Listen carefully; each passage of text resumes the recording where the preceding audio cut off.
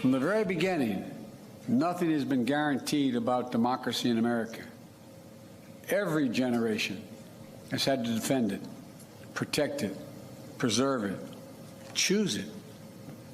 For that's what democracy is. It's a choice, a decision of the people, by the people, and for the people. The issue couldn't be clearer in my view. We, the people, must decide whether we will have fair and free elections, and every vote counts. We, the people, must decide whether we're going to sustain a republic where reality is accepted, the law is obeyed, and your vote is truly sacred.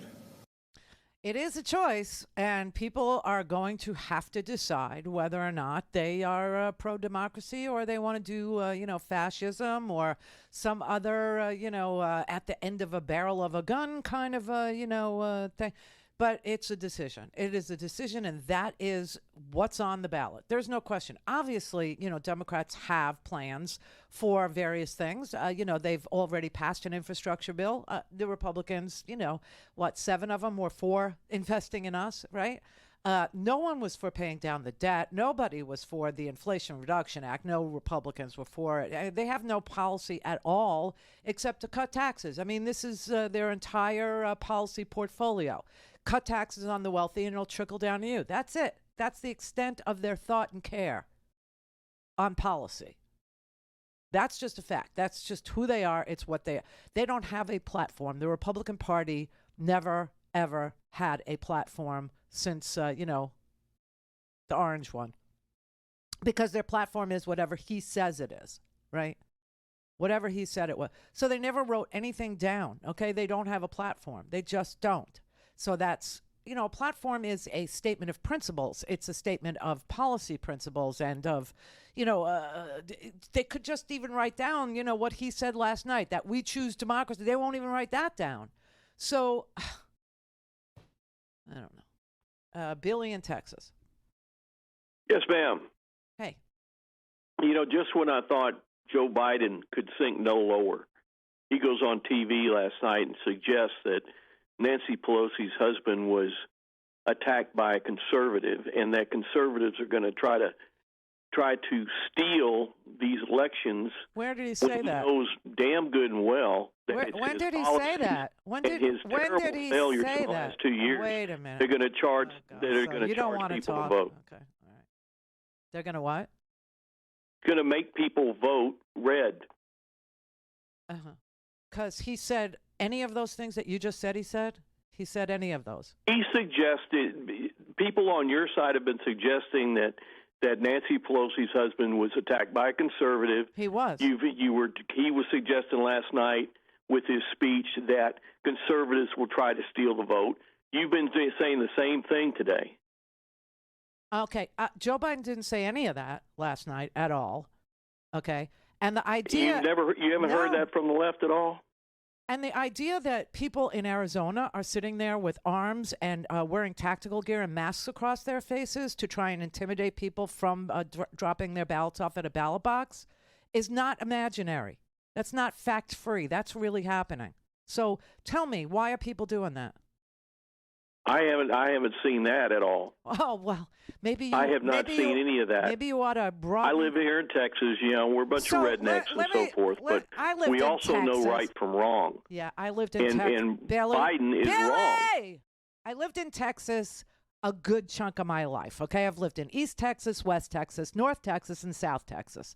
So let's not play this stupid game that you want to play with me because I have a New York accent. Okay. I'm not playing any games with you, lady. You're playing a game. You got a governor there that let people die in the frozen tundra because he refused to winterize your electric grid. Murders are through the ceiling in Texas because you have an armed public that the police are not even comfortable with. People have died in the desert because Joe Biden invited them across the border. Gun violence is through the roof. Uvalde was a complete and utter failure of the Texas Rangers, who decided to stay outside and not go into a school where a shooter was killing kids. And you're going to Those were troopers and sheriff's deputies, not rangers. They were DPS. They were the Department of Public Safety. DPS troopers, yes, ma'am. Right. And they decided, 100 of them decided not to go and help. Because they're so afraid for the jobs that y'all have made it so difficult for them to do their job. Cowards. They're all cowards, and that's why you're all armed to the freaking teeth there. You're all a bunch of little tiny,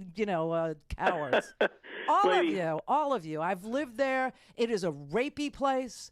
It is a violent place. It is a place where your governor can do whatever the F he wants to you in the middle of the dead of winter, and you'll just keep voting for him because he's got an R after his name. And then you want to assign partisanship to Joe Biden, who was so not partisan last night. By the way, the guy who did attack Pelosi's husband was hunting for Nancy Pelosi to break her kneecaps if she lied to him about the election being stolen. That's why he did that. He was going to tie up Nancy Pelosi's husband and wait for Nancy so he could ask her questions. You're telling me he's a liberal? What's wrong with you people?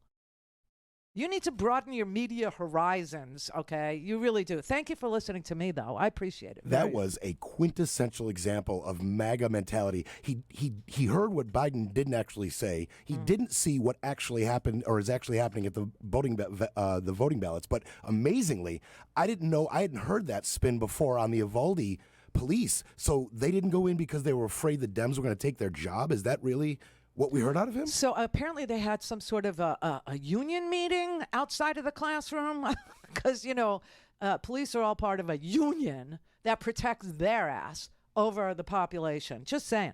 But that's his conclusion, is that they were within their rights to not rescue 6-year-olds, 7-year-olds, 11-year-olds who were calling on the phone and saying, please send help. My teacher is still alive, but she's shot, or he's shot, or please send help. Listen, my parents taught me how to deal with, and one of the girls, Mia, that was calling in, okay? And I didn't play it because it's just so hard to listen to.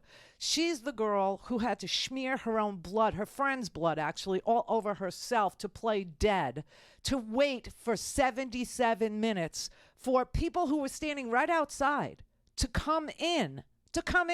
And they hear the gunshot on the 911 call.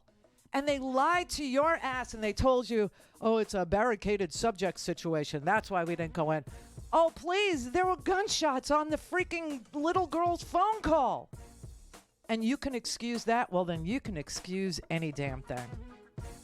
You can excuse any damn thing. And that's what makes you an Abbott voter, okay? Because this man, he was good. Rape is not a reason to not want to carry forced birth, right, by a rapist baby. It's okay because he's gonna conquer rape. He's gonna arrest rapists before they rape or some. Meanwhile, you got all these untested rape kits sitting on a shelf in Texas. It's a very freaky place, I have to say, and I've lived all over it, east, west, north, and south. Damn you. Don't have time to listen to the live show? Want to hear more on your schedule? Go to randyrhodes.com and buy a stinking podcast.